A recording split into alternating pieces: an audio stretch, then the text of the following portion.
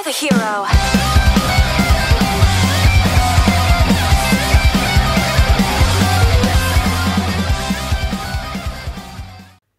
Ah, King's Game, un jeu où le roi donne des ordres et il faut les respecter quoi qu'il arrive, sous peine d'être châtié. Eh bien alors me direz-vous, que penser de ce manga? Eh bien je vous dirai à mon tour qu'il s'agit d'un chef-d'œuvre, que ce soit bien sur son histoire ainsi que de son originalité. Mais aujourd'hui on va pas parler du manga, mais de sa sortie en animé et du live action King's Game. On va donc commencer par l'animé. Pour ceux qui ne l'ont pas encore vu, sachez qu'il ne s'agit pas de l'animé King's Game en lui-même, mais bien de son animé King's Game Extreme, qui est la suite du manga. Et pourtant, sachez que vous n'êtes pas forcément obligé de lire le manga pour regarder l'animé. L'histoire de King's Game normal est expliquée, même si c'était une adaptation de King's Game Extreme, tout est expliqué, donc vous pouvez commencer l'animé sans le manga, comme moi je l'ai fait, tel un hérétique. Bien sûr, je ne trouve pas cet animé génial que pour ça, mais bien sûr aussi pour son opening, qui lui est excellent.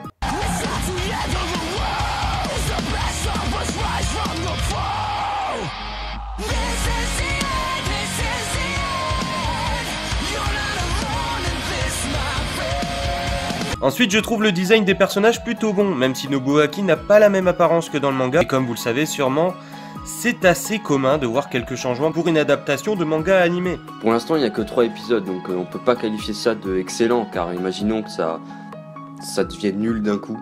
Ça peut arriver, il y a des animés comme ça. Donc pour l'instant, les 3 épisodes sont bien, expérience, ça continue comme ça. Je vais vous parler maintenant du film King's Game, qui honnêtement m'a beaucoup déçu. Premièrement, car les règles du jeu ne sont pas respectées. Les gens sont effacés, alors que dans le manga, ils sont morts. On retrouve les cadavres. Et les profs sont au courant, car l'un annonce la mort de son camarade qui s'est pendu. Et beaucoup de scènes sont manquantes. Comme le moment du vote, entre Naoya et Kana. Et bien dans le film, ce moment est bâclé. Limite on aurait tiré la courte paille, ça aurait été pareil. Vous vous rappelez sûrement de la scène où Shota défonce la gueule à Daisuke parce qu'il a Ken sa copine. Ken est égal couché pour les puristes. Et bien dans le film, Daisuke ne vient même pas en cours. Mais bien évidemment, logique du film, casser sa gueule à sa meuf c'est encore mieux. Ah oui, et la scène des sans-papiers, où celui qui prenait le dernier papier mourait. Et bah là les papiers sont remplacés par un nombre random de crayons. Et normalement c'est le mec là, je sais même plus comment il s'appelle. On va l'appeler personnage secondaire numéro 7439, qui prend le dernier papier pour rejoindre Kana. Et bien cela arrive normalement à l'aide d'une ruse de Kami-8 dans le manga. Mais là non, dans le film il prend parce qu'il est triste et qu'il veut la rejoindre. Mais où est passé Kami-8 bordel de merde? Il était inexistant tout le film. On la voit juste balader dans des endroits random tout le film. Elle a servi à rien. Puis plus tard elle se fait passer parce qu'elle gêne à la suite du jeu. Et puis il y a les profs. Ils sont pas choqués de la répartition des tables. Il y a des trous partout. Je fais des trous, des petits trous. T'as des tables libres partout. Et voilà. Ils s'en foutent. Pour eux c'est normal, c'est une classe totalement constituée. Ah oui, puis y a un suicide aussi. Et putain, le sort d'où son putain de cutter? Ouais, dans le manga y a pas de suicide.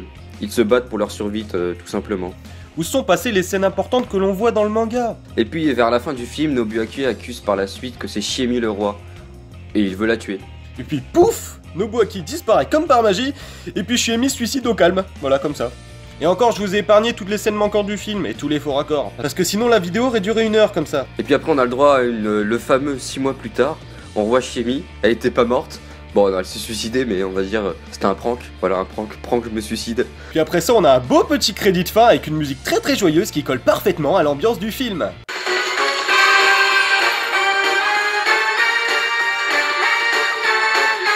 Tout à fait normal.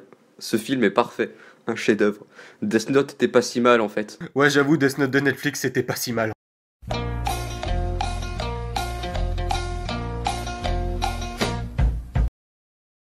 Ah, King's Game, un jeu où le roi donne des ordres et il faut les respecter.